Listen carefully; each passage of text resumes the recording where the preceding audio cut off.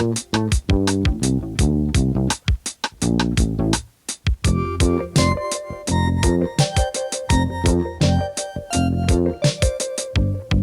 everybody, welcome to Improv FAQ at Length. This is a series of longer conversations about improv topics that have lots of questions surrounding them. I'm James Quesada. And I'm Bob Wick. And we have our good friend joining us as a guest for this episode. It's Eileen Earnest. Welcome, Hello. Eileen. Hi. Eileen is a friend of ours from the Cincinnati improv community. We're very happy to have you on to talk about the topic of total commitment in improv. And to start us off, this is your selection of a topic. Could you let us know what you had in mind or what made you want to talk about this topic? Yeah. So I didn't know. I came to improv through acting. So I got my degree in musical theater, and then through different people in the theater community, I joined improv. And I didn't realize until much later that a lot of people don't take that route. And so there's this whole vocabulary in the acting world that I think is actually really beneficial for people who want to perform improv. And they don't ever take those classes, and they don't ever take that journey. And so there's this kind of uphill battle of great, I just played a whole lot of games with my friends, and now I want to perform on stage. Why is there this disconnect with the audience? Yeah, totally. Yeah, and so the commitment part of that, does that come from, in your opinion, where does that come from? Is it from the acting side being more about just starting with emotion and physicality, and where do you think that difference mainly comes from between acting and improv? For me, the best way that I can explain it is it's being able to tap into the honest parts of yourself and showing that vulnerability at a heightened level so that it is enjoyable to watch. Those are a lot of words put together, but it's really important because we play all of these improv games for each other. And then, we whenever improvisers get together, we do bits on bits on bits on bits. And if you bring your significant other or your friends who are not improvisers to any of those events, they're like, oh, Christ, do I have to meet your improv friends again? Yeah. I've met them Why every year. don't they ever say anything real? Yes. I've met these people 100 times, but I don't feel like I know any of them. Exactly. And we have this kind of phrase. Sometimes I hear it in improv, but a lot I hear it in acting circles where it's like, oh my God, can he just not be on? Can I just meet the real person? And I think that that's really hard for improvisational people in particular, because they do have that, they went to improv because it's this yes and community, and they're like, what if they don't like me? What if they don't accept me? They think I'm clever. They think I'm funny. If I'm just me, what if they don't like that? And I feel like the acting side of that really builds up your internal strength and your confidence to be like, I am valuable and I am worth getting to know, and I, as the improviser, am talented. Yeah. It's a lot of building your self-esteem, really, and self-connection first. Well, and I not that that's really absent from improv, but one of the things I'm thinking that's kind of different, because I come from a little bit of a theater background, but forensics, speaking and acting is my background. And one of the things that I think that has in common with acting as a discipline is just that it's so introspective and personal first, that you do a lot of work just crafting your thing and finding your, how to calibrate yourself and how to bring your voice to the table. Whereas improv tends to be a little bit more of a jump off the cliff and learn to fly kind of thing, which is exciting. Yeah. But I think that maybe there's a little bit of chasing that slipperiness, and that a negative side effect of that is that we is that maybe we're not trying to connect while doing it as much as we're trying to just like stay impulsive and excitable. You know what I mean? For sure. I can completely agree with both of you, but from a guy who didn't have theater background, I think there's also a part where this is when we first become improvisers, we finally meet people who do understand what a bit is. So like it almost feels like a connection in a way, and then you get overwhelmed, you know, like because I'm totally guilty of not like when I first started not being able to turn it off because I never got to turn it on, and once it's on, like let's just do this, let's just do it, and then like then you get a couple of years down the road, and it's like this is kind of false. This is So I mean, there is times where you absolutely have to learn how to turn it off. But I feel like when you go into a room of improvisers like a tuning fork going into a room of tuning forks that is on the same pitch. And all it does is one person needs to start resonating, and we all have to make the same noise. And I love it. Like, I love that energy, and I love that. But it's also kind of like you can run for years before somebody actually says, oh, hey, did you know that you have this weird tick with your back foot? And like it never, like no one said it in the way that you really understood or the way that it really hit any buttons inside. And I feel like that happens a lot in improv and in improv training where like you're doing something and you're like, I don't know why this isn't clicking, or nobody's ever said, hey, have you ever noticed that this is a thing that is a crutch for you? And it doesn't mean that you can't ever do it.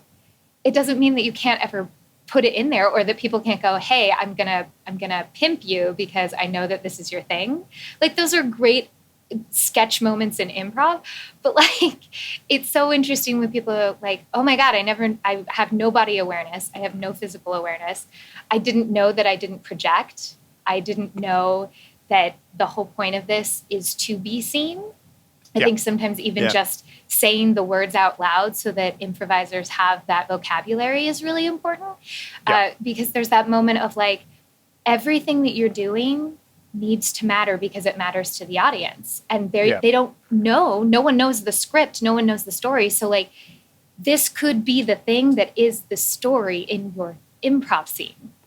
And we've missed it because we didn't name it. Yeah. So and then what does total commitment look like to you, or like what does it look like when it's not happening? What are some ways for people who are like, am I totally committed or not? Like how do you even know if you're doing it? So internally for me, I know when I'm out of it, when I side with the audience over my scene partner.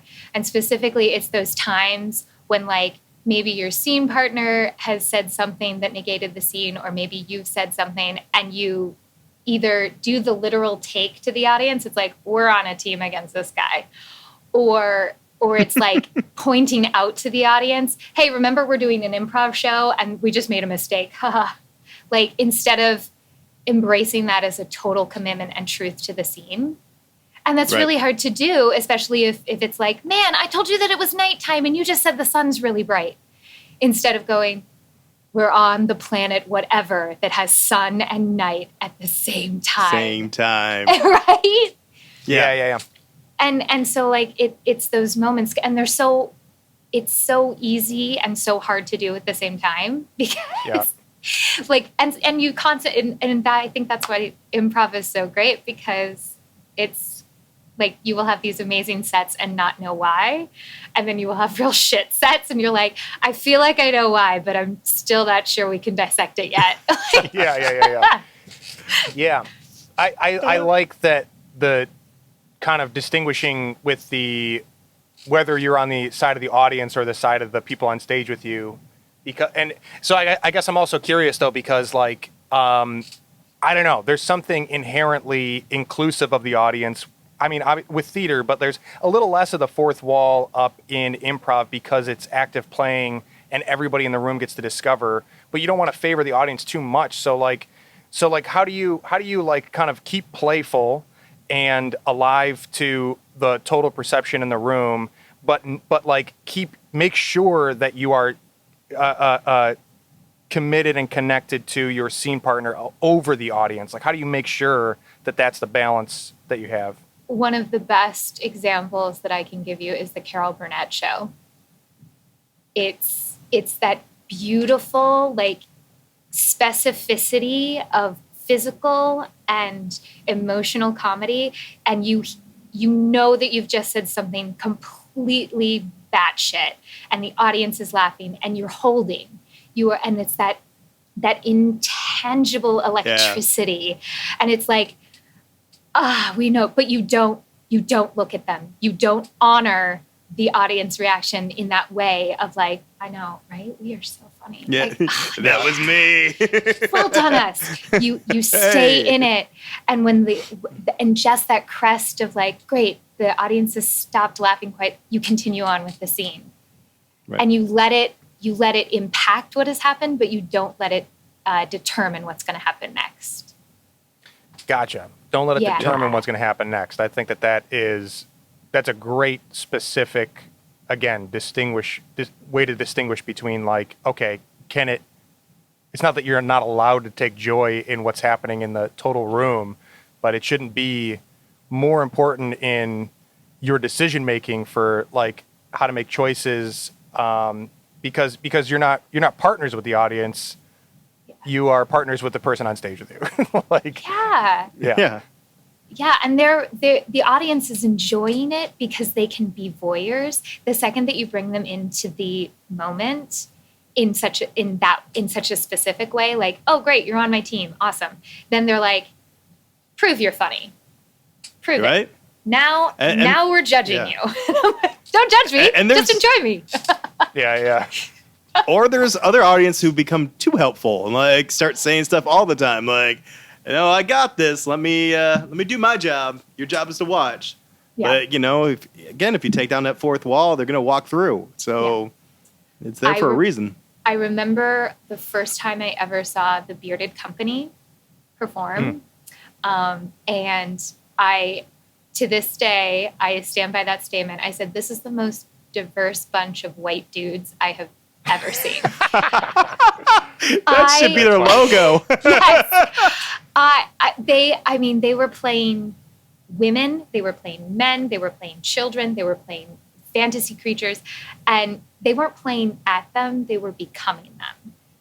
And it was so delightful to see someone play other characters with such depth and commitment that I was like, yes, this is theater without a script. And I really enjoy that. I really enjoy it. Yeah. Yeah, and for anyone who doesn't know the Bearded Company, they are an improv group out of Minneapolis and L.A., formerly the Bearded Men, and then they opened up to all genders, and they do sort of like seasons of genre shows. So they'll do like Western or Pirates or post-apocalyptic, and they've come to the Detroit Improv Festival. They tour with their specific genre for as long as they're having fun with it, and before they move on to the next thing. But I think that is, again, it's very acting driven, and about, Bob, you always talk about like the narrative arc, and especially with those narrative things, it's so much more important for you to commit to the foundation and each beginning moment, if you're going to be able to build a full arc, that makes any kind of sense. Throughout a show. What do you do, Bob, to like stay connected to people if you feel yourself kind of like getting away from being that fully committed or connected? The first thing I do is I give up control. I completely get like time for some object work, time for some physical stuff. Because if I get into the point where I'm a character, like it almost feels like the character's talking, I'm not. So I start watching the character, and that character might say something that surprised me, and I'll break because I'm more of an audience member in that moment than a performer. I'll start doing object work. I'll start doing something interesting, and I'll make them wait for me to say something again. So I'm building tension at the time. During that time, I'm also trying to make connection with the partner. Like, I know, I almost knocked over our house of cards, but we're cool. I got you. We're good. I'm gonna back off. please move it forward, and I'll connect. I'll get back with you in a second as soon as I collect my shit. Totally. Because I think it's important. Collect I think my it's shit. I collect. Let me get my shit correct. I'll be right back. Let me collect my shit, my invisible shit. Sorry, I made a mess of things. sorry, I came close. We all enjoyed that moment, but let's keep it going. Because I think connection's important to your scene partners, but also to the audience, and by that I mean your audience has to trust you. So if you are breaking the rules of what they think a performer is supposed to be in a non-playful way, like if you're just, if you're not being consistent, then why would they trust you? And you kind of lose the mystique when you can't trust a performer or their narrative. So I think it's important. No, I could not agree more. I feel like there, in improvisation more than anything else, we make promises, and there's nothing more devastating than leaving the audience behind. Like, so if you're like having a scene in a kitchen and immediately you go to crazy town, I tell my students all the time, you can't start in a kitchen and then go immediately to fucking spiders in space. You can't do it because the audience doesn't know why we went there. If you make a story arc and you end up logically fucking spiders in space, I applaud you. But so often, and I love long form, I love short form, I love narrative, I love it all. I will do it all. Yeah. But I feel like that is that's what's really hard for some people to really get into long form, because they're like, I don't know what's happening in the story, and then somebody stops listening, and then we end up in a weird scene that doesn't connect with anything else, and then everybody's screaming. Right? I'm like, sure. But and the thing is that individually, none of those scenes truly is bad, but you have to earn getting there. You have to earn getting to Crazy Town. You have to earn getting to the place where everyone's in the insane asylum screaming. And everybody wants to get to those scenes, but you have to earn it. Yeah, and again, I think it's that like eagerness, right? To like, I don't know. What do you two think about the what could an improv class be doing more of or less of to encourage that kind of commitment? Just as a general culture, because I go back to what I said a little bit earlier about like it being like a sink or swim or jump off the cliff and learn to fly kind of thing. And I don't know, like what is the difference between that and the way that we approach acting for more traditional acting? What is the difference, or what could change to gear it differently? Well, I think the first thing we should start doing is almost have to teach the students not to make getting a laugh a goal.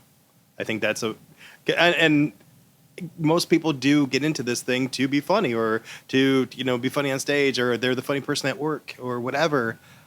But I think this is closer to storytelling, which is entertaining and can be funny, than it is to stand up. So we should prioritize storytelling techniques or acting techniques, because you are a character within the story you're creating, rather than like 1001, which I know we do 1001 for a reason. And then I love short form, but I think during the short form classes, maybe like, well, now that we learn how to make or take something small and use it in interesting ways, how can we use it to tell a story rather than just like, hey, good job, that was a funny innuendo, Yeah. Yeah. I don't know. and speaking of the like long form and short form, because I think the storytelling thing is a really, I know you've said that before in our conversations, Bob, that focusing on storytelling can make a big difference, and I think that is a great difference in framing it, is that it's not about like each jokes per line or whatever per moment. It's about the full arc of what's going on stage. And I think that applies more to long form than short form. So I'm just also curious, like, Eileen, is there for like short form that's less about character and more about like either, you know, things like Make a Machine or like Defend the Line games. Is there also like a commitment as a performer? Like, what's the difference between performer commitment and like character commitment? Do you know what I mean? Yeah. Well, so I think all of these things are kind of linked. So like short form, I think serves a really invaluable purpose to actually lead into long form, because if you start playing with people short form, you understand their games, their characters, their tropes, all of those things that are in their back pocket, then you can also very quickly find the game of a long form scene. And it's because you have the shorthand of the short form games. And I find it really beautiful to work with people in that way. And specifically with short form and in long form, the basic foundations, I feel like we talk about them, and a lot of classes and training that I took, it was like, okay, yeah. Yes, and give each other names, relationship. But then we have to keep going back, and we have to give specific notes. The only thing that should be improvised is when you're in a show. Rehearsal time is work time, is repetition time. It is not, let's do a 45-minute scene and go, God, that felt really weird in the middle. Stop in the middle. Stop in the fucking middle of that rehearsal and go, guys, we just jumped into fucking spiders in space. What? Let's go back. Okay, let's go back to the last three lines. Oh, I don't remember the last 3 lines. Why not? Why don't you remember the last 3 things that you said? Oh, because I wasn't connecting. Aha. Let's go back. Being able to dissect it in rehearsal, that is what that time is for. And I feel like a lot of improvisers are wonderful improvisers. I am not shaming anyone. But a lot of times we get to a practice or a rehearsal and we do a thing. We don't know why we did the thing. It was just a warm-up. Okay, great. And now we're doing scenes and we don't know what we're focusing on the scene. And then 45 minutes later, we're leaving and we're going, I got to see my friends today. I'm not sure what we rehearsed. Yeah. I think that's great, because what you hear a lot is people say like, when stage time shouldn't be a rehearsal. But the reverse is also true, too, is that a rehearsal shouldn't be a show, probably, right? That's true. I don't know. I've thought, I've had on and off thoughts of like, what if, I remember, so there's a show that I directed called The Elastic Time Canon, and we were working on like repetition of improvised lines, like but the way that we exercised it was that we wrote these generic 10-line scenes. Everybody wrote like 6 one-page scripts, and then one of our rehearsals was to read the lines over and over again as if you were about to audition with them, and then just find all these different ways to say it. And I was like, that's stuck with me for a while, of like, I wonder if there's more ways to do things like that in rehearsal where you're not really improvising, but you are using a kind of lightning rod for improv. Yes. And can benefit with it in a different way. Yes. So if you set up like, this is the skill that we want to work on tonight. We want to work on total emotional commitment. Then you tailor that evening's workload to do just that. It's not about naming people. It's not about relationships. Don't overload. Focus on this one skill. And then give specific notes like, hey, you tend to ask questions when you're emotionally uncomfortable. Hey, you aren't, so that the people can get those tangible notes that they know what to do with. Yeah. Because it's like, we all know when something sucks. We don't necessarily know why it sucked. And we're never going to do that improv scene again. So It doesn't matter if you're like, well, this is what I would have done in that scene. Great. That's That's an excellent point. Yes. Yeah. Yes. Never going to do that scene again. There's one specific one for emotional commitment game that I really love. And it's just doing a scene about, just as an example, like, okay, do a 2-person scene and you're talking about the end of your, the series finale of your favorite TV show. So have that scene. Okay, great. Now you're going to redo that entire scene again, but this time you are talking about the end of your parents' life. And how does that change what you are emotionally choosing to do? But keep the lines exactly the same. Like, all of the things the same. So, like, some of the lines are inherently funny because if you're like, yeah, I can't believe Ziva left, Dad. Like, Yeah. Like, Right. Like, that's inherently funny. But, like, That's it's a horrible really ending. I scene. can't believe I waited for that. Right, exactly. Yeah. Exactly. They never end these things right. Exactly. And you've just given, like, a great example, though, like, of, like the first time when you're like, I can't believe that it ended like that, knowing in the second time that it's going to be Dad, like, instead of, like, going to the audience and being like, I know that this is about to be real funny to you, if you stay with, I can't believe it ended like that. That was awful. Like, it's so different, but it's true, and it's vulnerable, and it's magic. Yeah.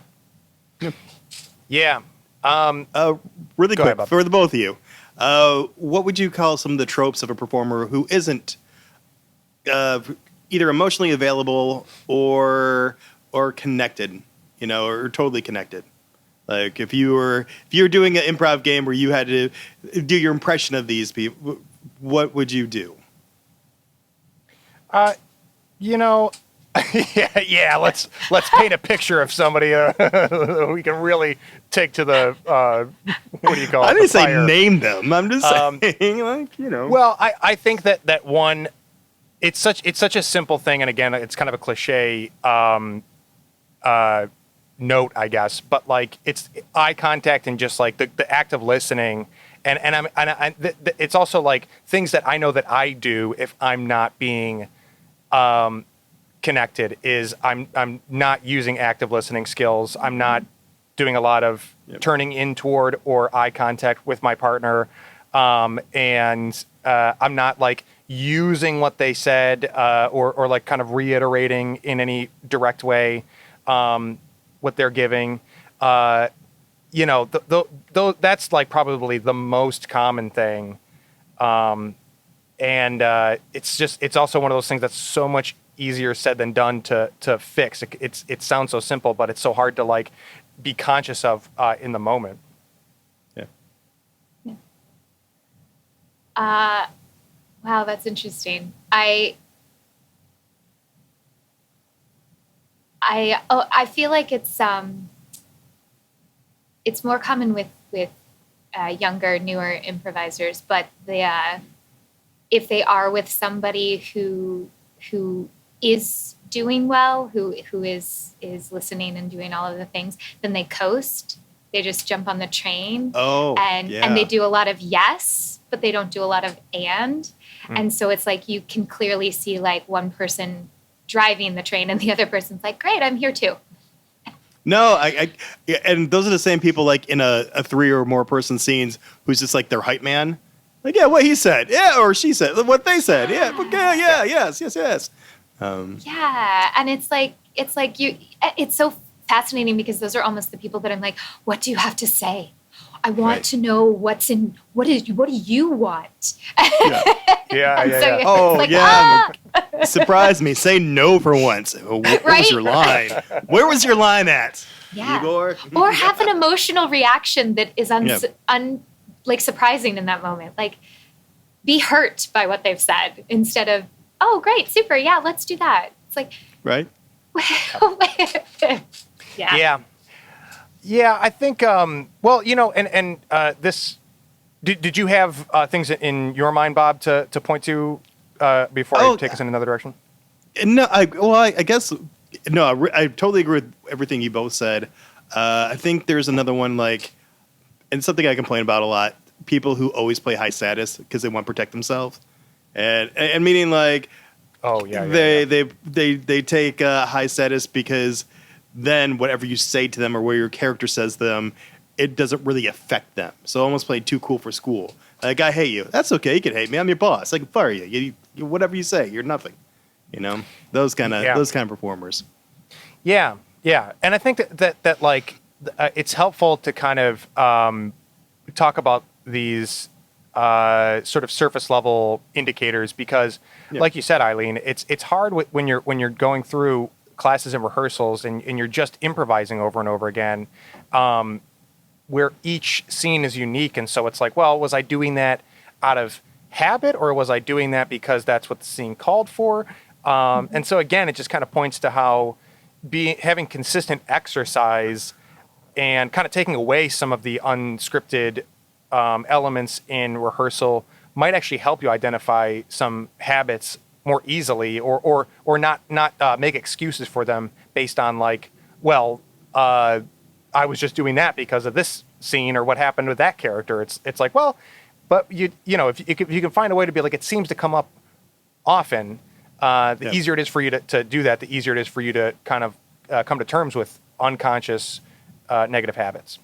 Yeah, absolutely. Well, and it's like we all get that, like the train leaves the station in a performance and you don't want to be thinking about the minutia. You're like, how does this all gel together? And I think sometimes we get back into rehearsal and we think that's how we have to practice. And it's like, no, pull it apart and stop the train and really dig into the things with specificity. Because that's the other thing is like, you know, I can do warm-up games until I'm 103 degrees temperature and not know why I'm doing them. So if you don't say, okay, this game is specifically for this muscle. We need this muscle because it's atrophying, and and also not being too good for practice. I think that's another thing that's worth mentioning. It's like, yes, improv is playful and amazing and wonderful. I still need to go back and have scenes with people where it's like, yep, all we're going to do is care about each other. We're going to name each other and give a shit about the first thing that you say to me. Yes. Yeah. I love that. Yes. Yeah.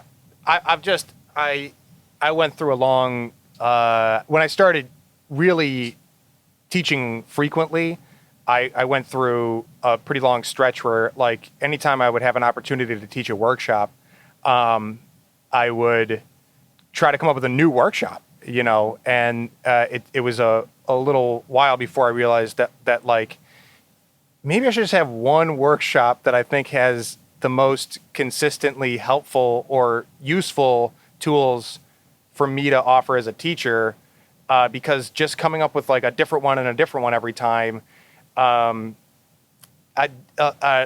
just kind of never had thought about like, well, what's the point of that? Like, why not just go back to the fundamentals?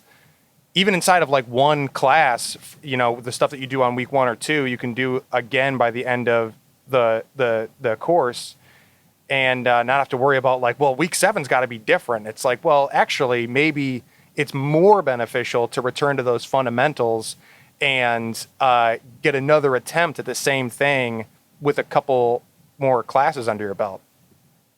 100%. Going back to those things and finally being able to connect synapses that weren't firing in week 1. It's like, oh, shit, that's what you were telling me. You said I asked questions. You're right. I do ask questions when I'm uncomfortable. Yeah, totally. There's an exercise I once played with a class where I had them do the rules, but sarcastically. Like, name each other, like, oh, hi, Dave. Like, and it was something they were struggling with. But as soon as I said sarcastically, they were crushing. And I was like, can we just take away the sarcasm and just do it? And it was fun. Yeah. I think when we first learned, we put all this pressure. We create a checklist of everything that has to be done, and it's distracting. So when you're checking off all the things you're supposed to do, and on the other side of your brain, you're beating yourself up for the things you did forget to do, like, you are losing your focus. And this thing's supposed to be fun, but it's also supposed to be work. But then again, it's supposed to be fun. So it's finding that balance. Yeah. Well, which is a very confusing sentence I just made up. So you're welcome for that. followed you, And man. Yeah. That's the fun thing about improvisation is we talk in all of these theoreticals, and then we're like, great, go, be open, be vulnerable, yes, and make sense, do all of these things. And like breaking that down. Make bold choices, but make them, connectable. Yeah. Subtle, organic. Yeah. And I think that also like is going back to the theater background.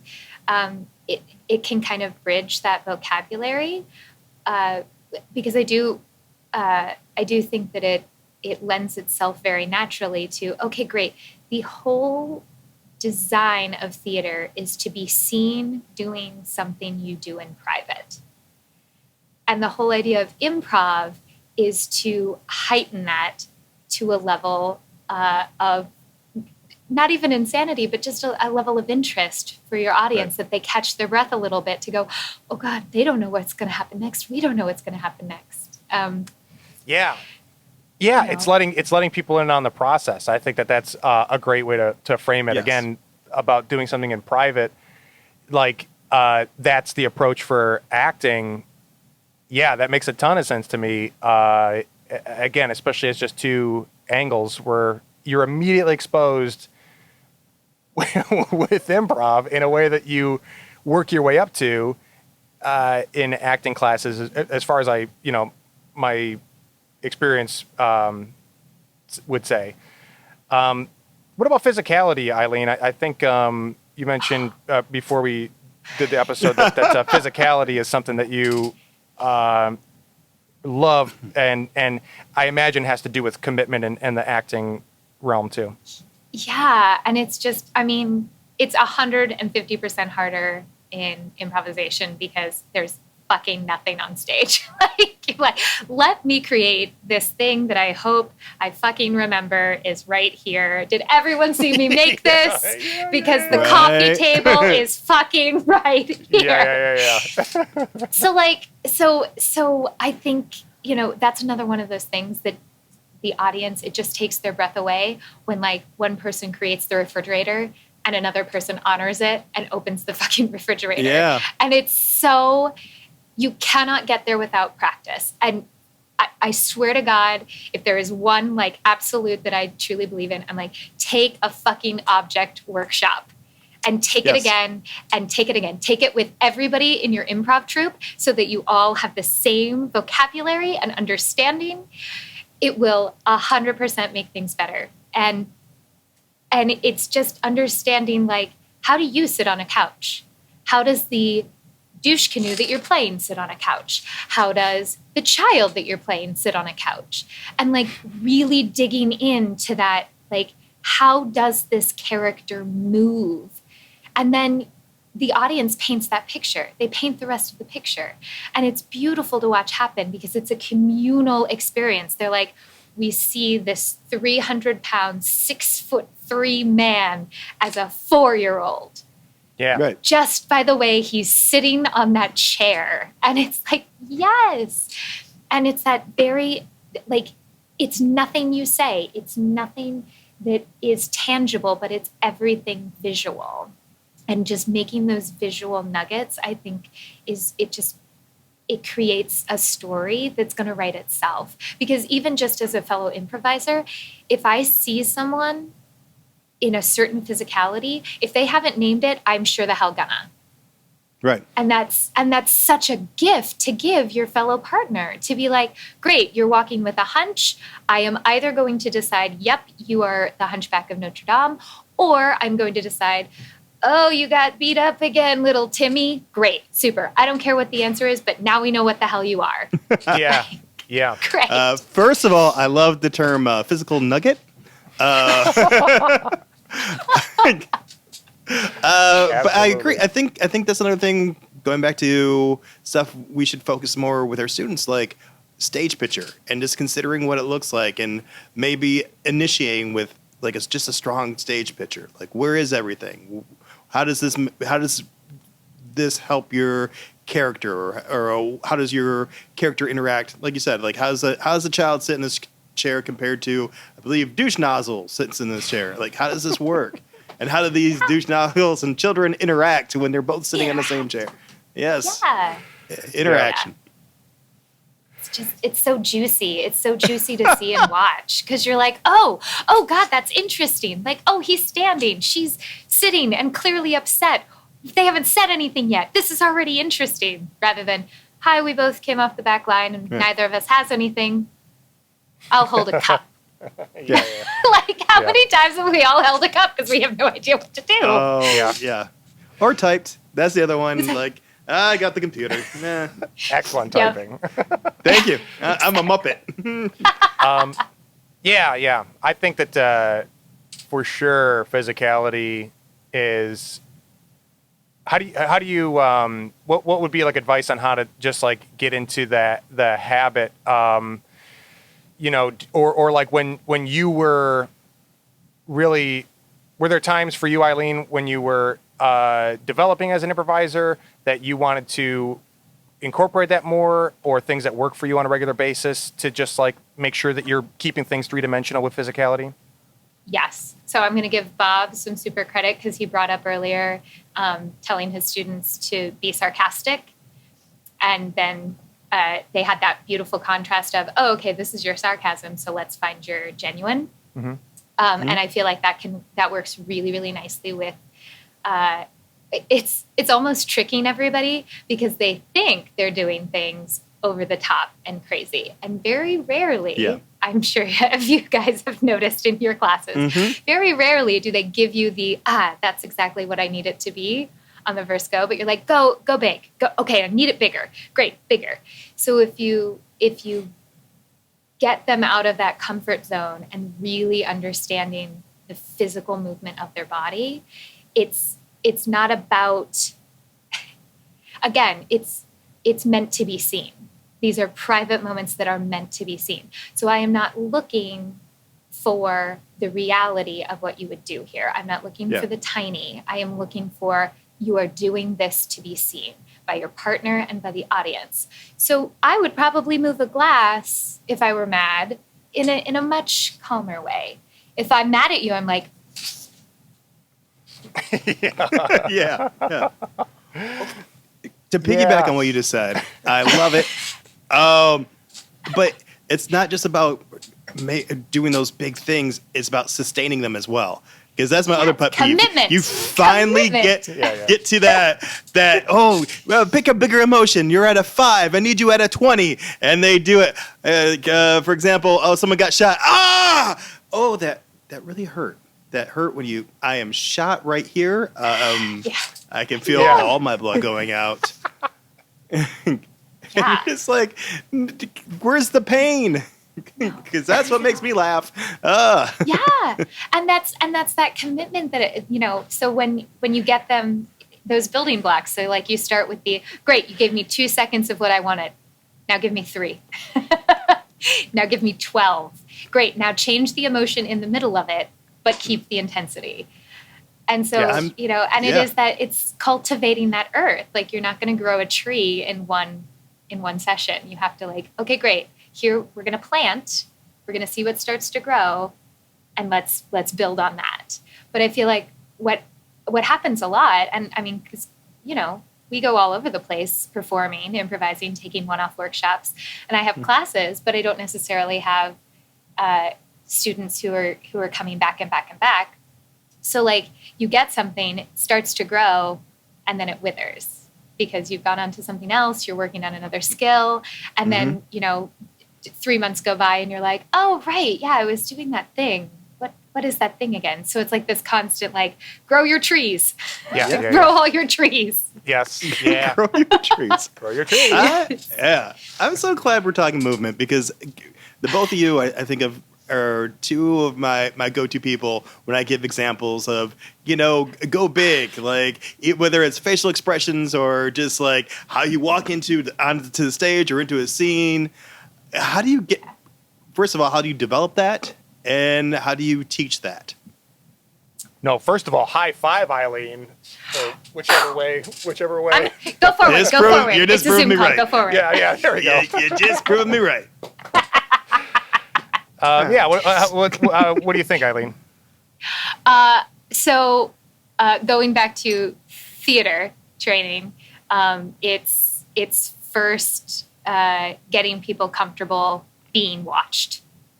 That's the first, like, just thing they have to get out of their head. Like, they're going to be looking at you, and so it matters. And you have to be looking at you. So yes, I know it seems silly, but you have to spend time looking at yourself in the mirror. We all have Zoom now.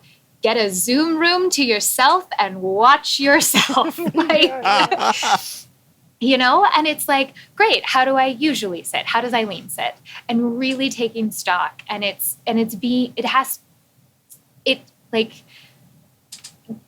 not therapy, but it's like you got to be okay with who you are. What is your brand? Who are you? And then great. Who are you as a douche nozzle? Who are you as a 4-year-old? As a child. Yeah. Who are you as, you know, a villain? Who are you? Who is the heightened version of you on stage? Because that, I think, is the hardest one. Because it's like, great, you came in as yourself. Make that performance worthy. Not you're you, but heightened. And what does that heightened mean? And sometimes, you know, that can be like a years-long journey for some people, because it's really hard for them to kind of take stock of, okay, well, what are the things that I do? Is my brand mom? Is my brand vixen? What do I give off? What is that thing that I give off? Yeah. And then how can I change that thing with 0 props, 0 costumes, and just myself? And so then when you can get to that part where they can start toying with and playing with, then it is about, okay, what kind of voices can you do? And the way that you can watch TV. Who are the people that you really enjoy watching on television? What movies do you love? Mimic the shit out of those people. You are Gal Gadot. That's who you are. Be Wonder Woman. That's who you are. And like, absolutely. Like, and what's beautiful about improv is that you don't have to limit it to who can you realistically play if you go into an audition. Fuck that noise. I'm going to play King of the Hill. Like, you know? Yeah, that's the beauty of improv, is that it's really limitless. Yeah. So, but remembering that they all come from this person. So like, because what I often see, especially with newer improvisers, is that they're like, I'm not sure I'm doing this right, so this is my version of this character, and I know it's terrible. It's like, nope, you are that person. Commit to being 100% that person, but they're coming from you. Yeah. That's where they need to come from. Yeah. Well, so before we let you go here, Eileen, it's been such a great conversation, and oh my God. Commitment is a very, very important topic, and I'm glad that we got to explore it with you. Yes, thank you so much for having me. Yeah. What else? Are there any plugs you'd like to make about things that you're doing in the virtual world at the moment?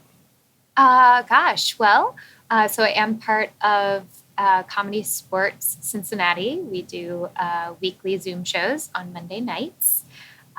You can check out their Facebook page. It has all the info. I am also part of Two Sketchy Dames. We are a marvelous improv and sketch comedy duo.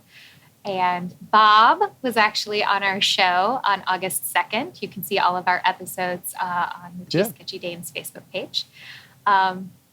Check out all of the wonderful offerings at Go Theater. I got to tell you, these guys are fucking phenomenal.